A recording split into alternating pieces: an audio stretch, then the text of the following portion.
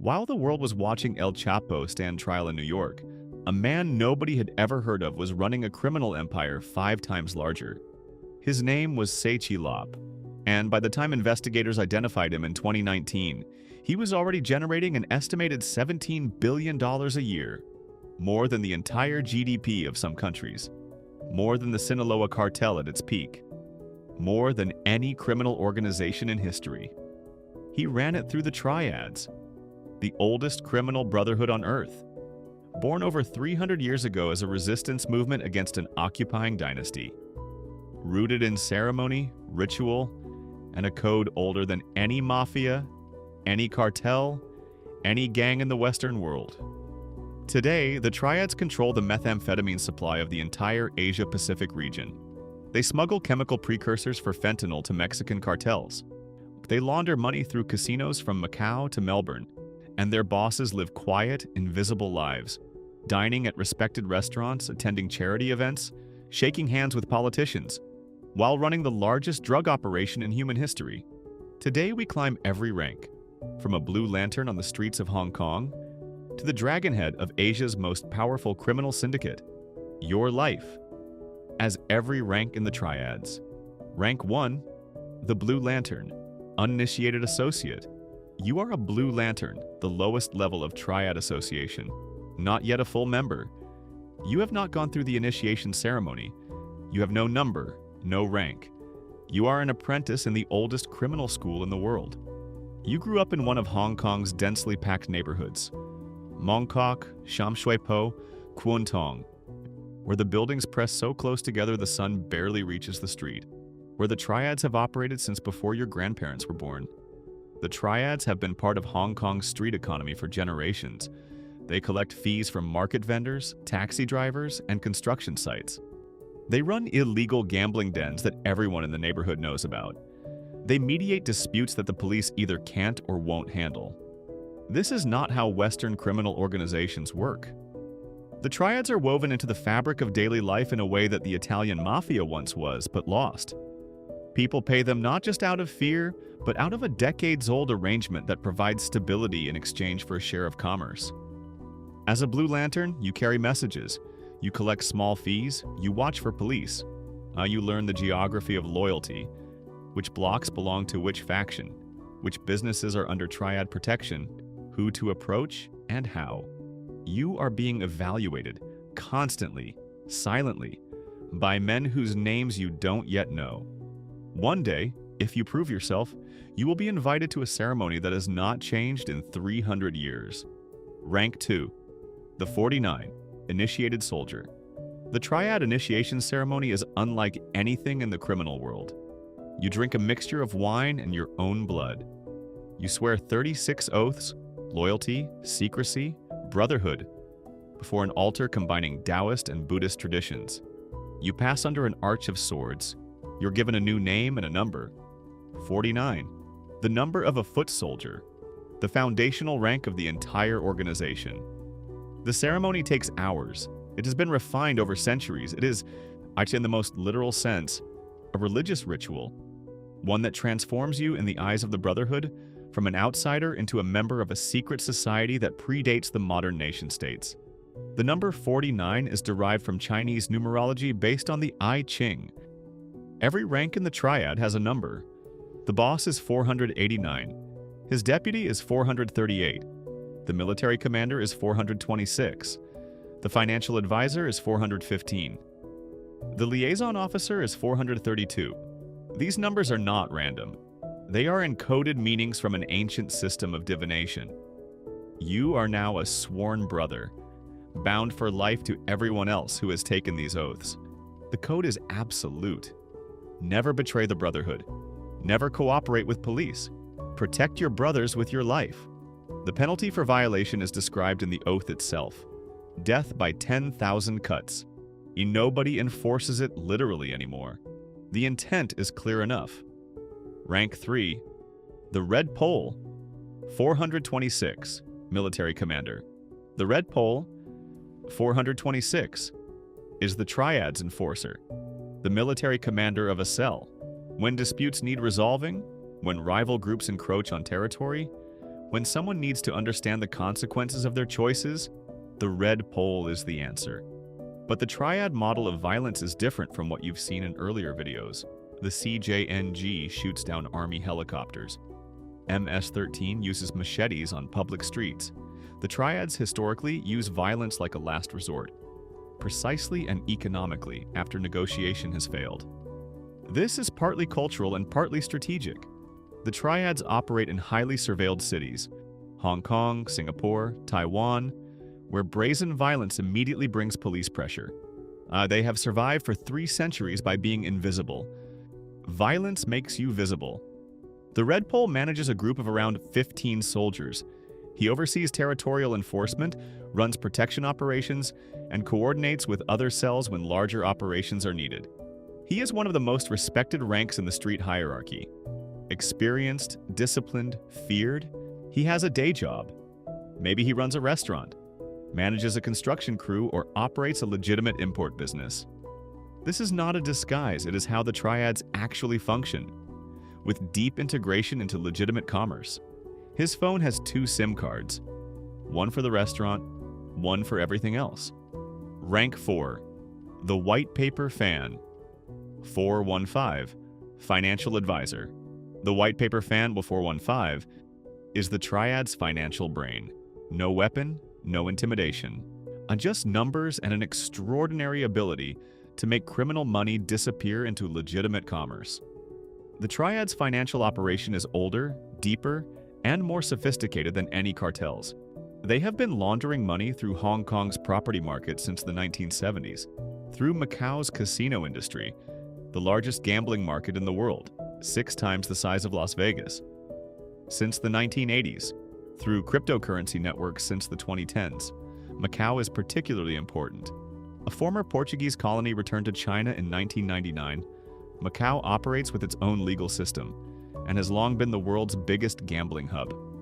The triads have run significant casino operations there for decades, using the cash-intensive gambling business to mix criminal proceeds with legitimate gaming revenue and volumes that make individual transactions impossible to trace.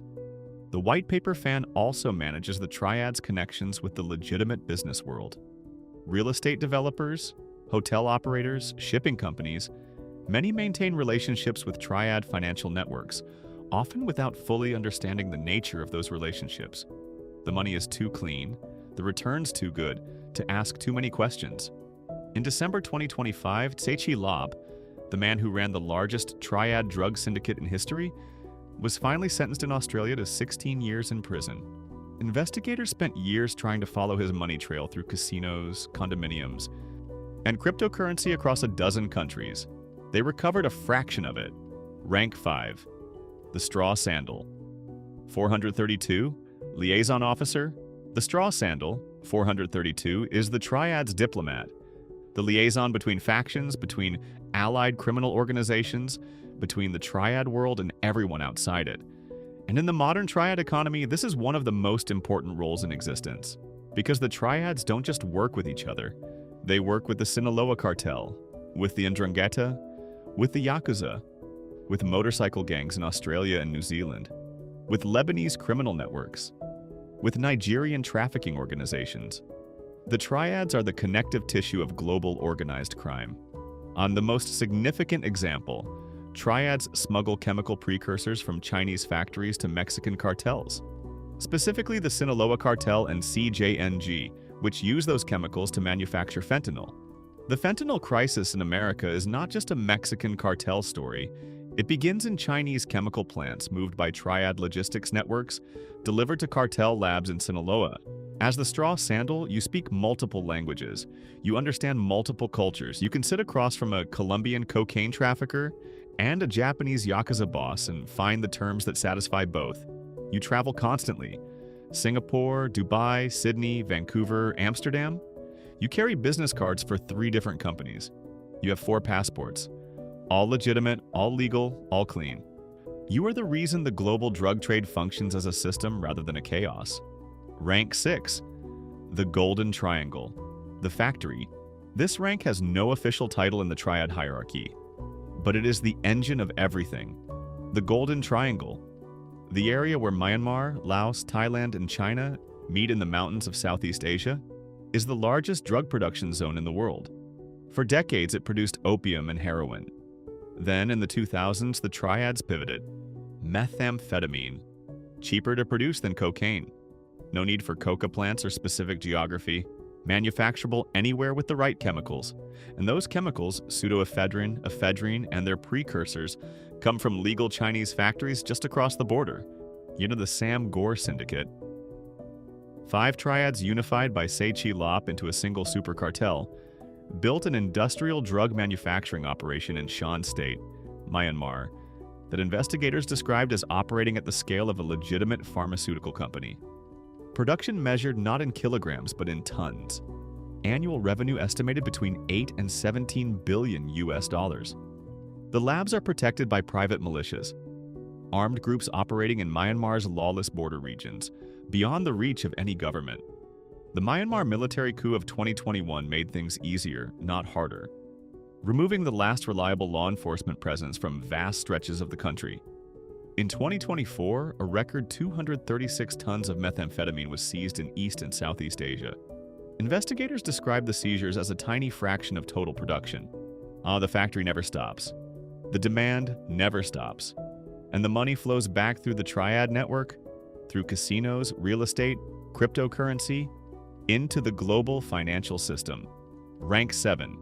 The Deputy Mountain Master. 438. The Fu Shanchu, Deputy Mountain Master, 438, is the operational head of a major Triad faction.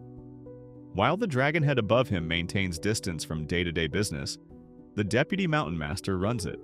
In the Sam Gore Syndicate, the 5 Triad coalition that dominated Asia-Pacific drug trafficking, the men at this level manage operations spanning a dozen countries. They make decisions about production volumes, pricing, distribution partnerships, and the handling of law enforcement pressure. When Tse Chi Lop was arrested in Amsterdam in January 2021, the men at this level barely paused. And this is one of the most important things to understand about the Triads compared to other criminal organizations. They are built to survive the loss of any individual. The Sinaloa Cartel fractured when El Chapo was arrested. The CJNG was thrown into chaos when El Mencho was killed. The Yakuza lost a decade to internal war over succession. The Triads have been losing leaders to arrest and death for 300 years.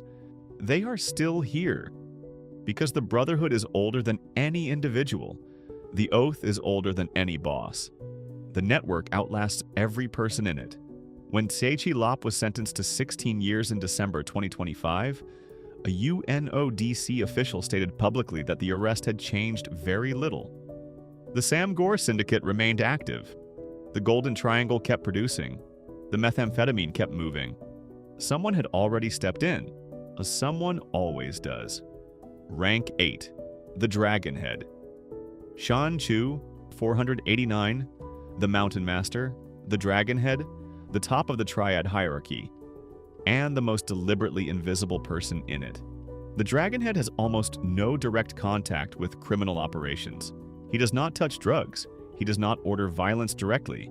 He does not appear in any investigation file. He is a businessman, a philanthropist, a respected community figure. This is not new. This is how Triad leadership has operated since the organization moved from revolutionary movement to criminal enterprise in the 19th century. The higher you rise, the more legitimate your surface becomes. The more invisible your actual power. The greatest Dragonheads in Triad history spent decades running billion-dollar operations while maintaining spotless public profiles. Some were photographed with government ministers. Some donated to hospitals and universities. Some died peacefully of old age, their criminal careers never proven. The Triads have survived the British Empire, the Japanese occupation, Chinese communist rule, the return of Hong Kong to China, and 30 years of increasingly sophisticated law enforcement. They have survived because they understood something that every other criminal organization eventually learns too late. The most dangerous criminal is not the one with the most power. It is the one nobody suspects has any power at all. The Dragonhead sets down his champagne, shakes one more hand, poses for one more photograph, and slips quietly out of the ballroom, back into the city that he has always owned, and that has never known his name. From a blue lantern collecting fees at a night market, to a dragonhead whose name nobody knows, whose face never appears in a police file, whose fortune is measured in the GDP of nations. El Chapo made $3 billion a year. Tse Chi Lop made $17 billion. And the world spent 15 years watching El Chapo while Tse Chi Lop operated in complete silence. The Triads were not built by desperate men making desperate choices. They were built by revolutionaries who became gangsters, who became businessmen, who became invisible. 300 years of survival. Rank after rank. Subscribe and keep climbing.